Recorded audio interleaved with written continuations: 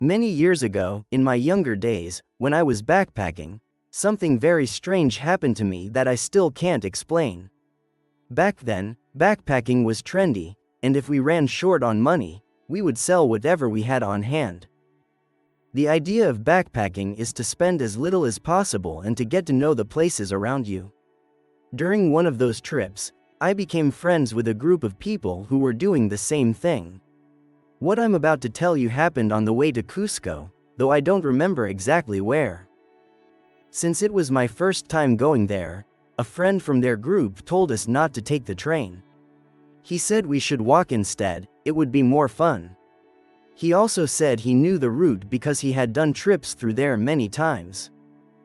At the time, there were 7 of us. 4 of us agreed to walk.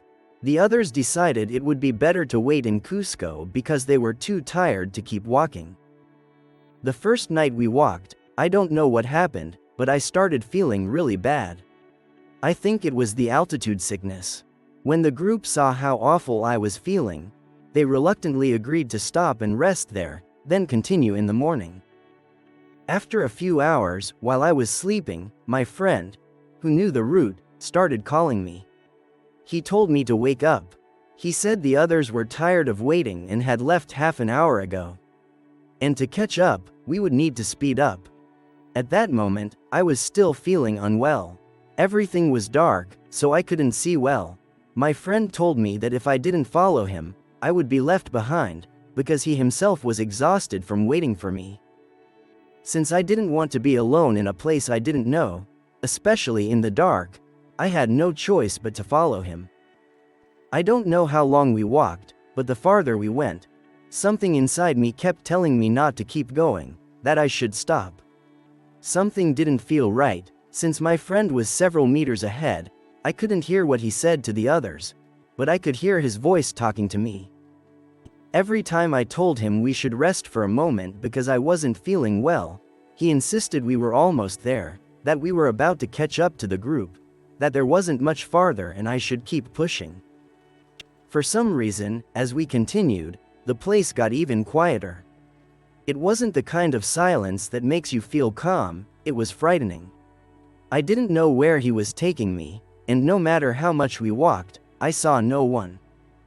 The darkness kept getting thicker, until it felt like a trap, like he was leading me to some lonely place to hurt me. Eventually, I stopped because I was exhausted. My friend told me that he had seen the group and that they were only a few meters ahead. He said we were going to run to catch up. Right then, as I was about to start running, something happened that I never expected. Someone came flying at me from behind. In those seconds, an idea hit me. This was a trap. It seemed like my friend had separated me from the rest so he could steal from me or hurt me. I fought back with everything I had until I heard a familiar voice, the voice of someone from the group. The person who had lunged at me was the guide who knew the route to Cusco. In an angry voice, he told me to calm down, that everything was over and it was fine now.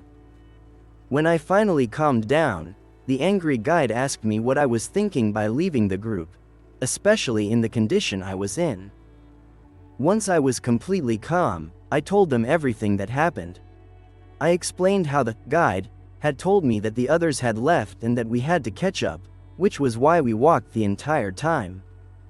The real guide immediately said, "You fell into a spell. And for luck's sake, we reached you in time. If you had kept running, you would have fallen into the ravine." He was right. Ahead of us, there was a huge ravine. And the guide I had been following, whoever it was, had already disappeared. When I asked the real guide how he knew I had gotten separated from the group, he told me it was because of his friend. His friend noticed, somehow, that I had suddenly woken up and started walking away. He assumed I was just going to relieve myself, so at first he didn't think anything bad. But since I was taking too long, he became worried that something might have happened, especially because I was sick and feeling bad. So he went a few steps toward where I was going. When he didn't find me, he realized something was wrong. That's when he woke the others up, and the guide came looking too. And thanks to that friend who cared about me, today I can share what happened to me.